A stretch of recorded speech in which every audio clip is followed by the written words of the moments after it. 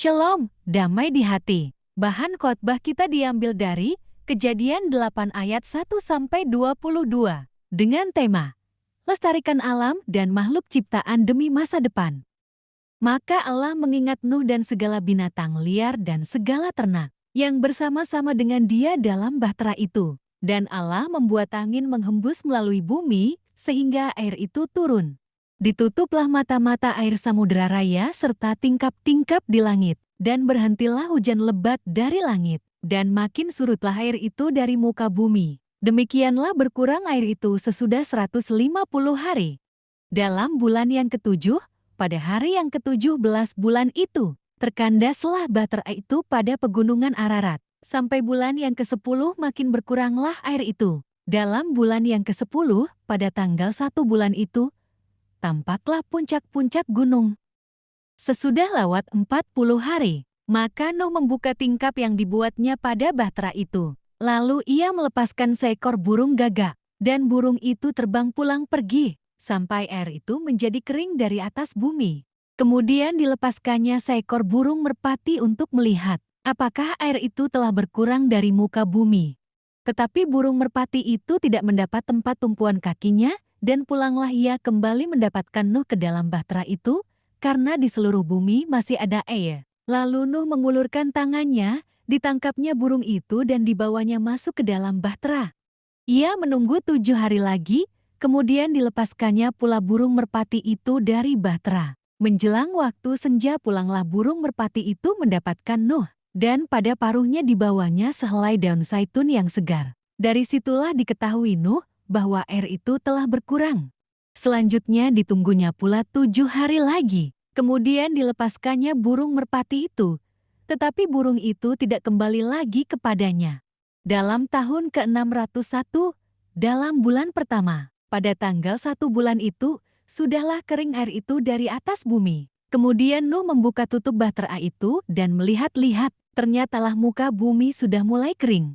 Dalam bulan kedua, pada hari yang ke-27 bulan itu, bumi telah kering. Lalu berfirmanlah Allah kepada Nuh, keluarlah dari bahtera itu, engkau bersama-sama dengan istrimu serta anak-anakmu dan istri anak-anakmu. Segala binatang yang bersama-sama dengan engkau, segala yang hidup, burung-burung, hewan dan segala binatang melata yang merayap di bumi, suruhlah keluar bersama-sama dengan engkau, supaya semuanya itu berkeriapan di bumi serta berkembang biak dan bertambah banyak di bumi. Lalu keluarlah Nuh bersama-sama dengan anak-anaknya, dan istrinya dan istri anak-anaknya, segala binatang liar, segala binatang melata dan segala burung, semuanya yang bergerak di bumi, masing-masing menurut jenisnya, keluarlah juga dari bahtera itu. Lalu Nuh mendirikan mezbah bagi Tuhan. Dari segala binatang yang tidak haram dan dari segala burung yang tidak haram diambilnyalah beberapa ekor. Lalu ia mempersembahkan korban bakaran di atas mezbah itu. Ketika Tuhan mencium persembahan yang harum itu, berfirmanlah Tuhan dalam hatinya, Aku takkan mengutuk bumi ini lagi karena manusia, sekalipun yang ditimbulkan hatinya adalah jahat dari sejak kecilnya. Dan aku takkan membinasakan lagi segala yang hidup seperti yang telah kulakukan. Selama bumi masih ada, takkan berhenti-henti musim menabur dan menuai, dingin dan panas, kemarau dan hujan, siang dan malam.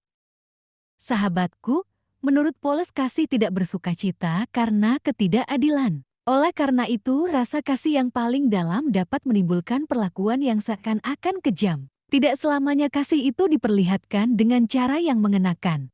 Orang tua yang mengasihi anaknya akan menunjukkan rasa cinta kasihnya dengan rotan jika anaknya berbuat yang tidak baik. Jadi bersyukurlah jika masih ada orang yang menegur kita, menasihati kita bahkan memarahi kita, karena dengan demikian akan timbul kesadaran bagi kita, apakah kita masih berjalan sesuai dengan norma yang berlaku.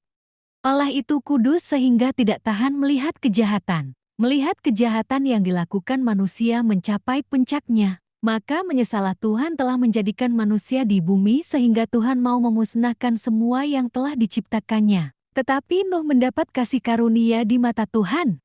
Kesetiaan dan ketaatan Nuh itu teruji. Ketika dia disuruh untuk membuat sebuah bahtera, dia lakukan seperti yang diperintahkan Tuhan. Lalu hujan pun turun dengan lebatnya selama 40 hari, 40 malam.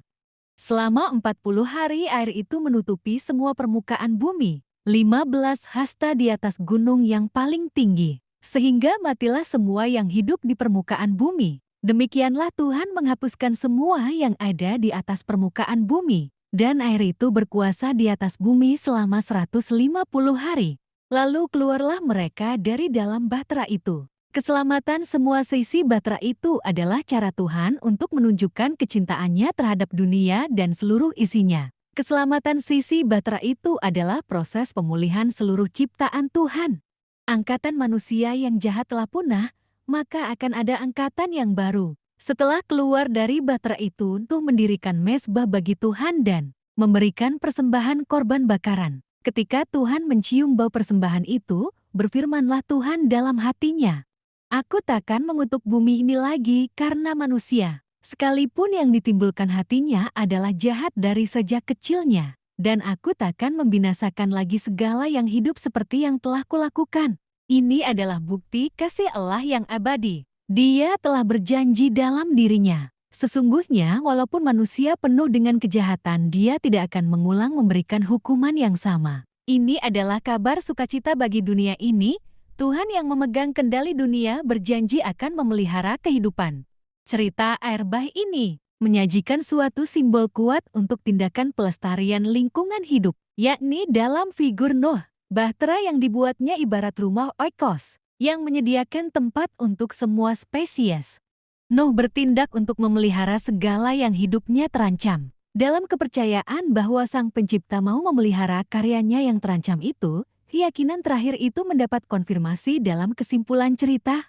Tuhan memberi jaminan, takkan mengutuk bumi ini lagi karena manusia, sekalipun yang ditimbulkan hatinya adalah jahat dari sejak kecilnya. Dan aku takkan membinasakan lagi segala yang hidup seperti yang telah kulakukan. Artinya adalah, Dia yang punya dan Dia memberikan tugas dan wewenang kepada manusia untuk mengelola, menjaga, melestarikan, dan mengembangkan. Tujuan Allah memberikannya agar manusia dapat memuliakannya. Manusia adalah ciptaan Tuhan menurut gambar dan rupa Allah. Artinya manusia menjadi mitra Allah dan manusia yang mulia. Tetapi keindahan dan amat baik yang Tuhan ucapkan terhadap segala ciptaannya menjadi rusak. Mengapa? Moral dan etika manusia bobrok. Mengapa? Akibat dosa pemberontakan dan keserakahan manusia. Untuk itu marilah kita menjaga lingkungan kita. Apa yang kita lakukan hari ini, itu akan berdampak kepada anak cucu kita. Maka wariskanlah lingkungan yang sehat dan ajaklah anak cucu kita mengenal firman Tuhan, agar mereka juga kelak akan mengerti bahwa alam ini juga ciptaan Tuhan. Amin.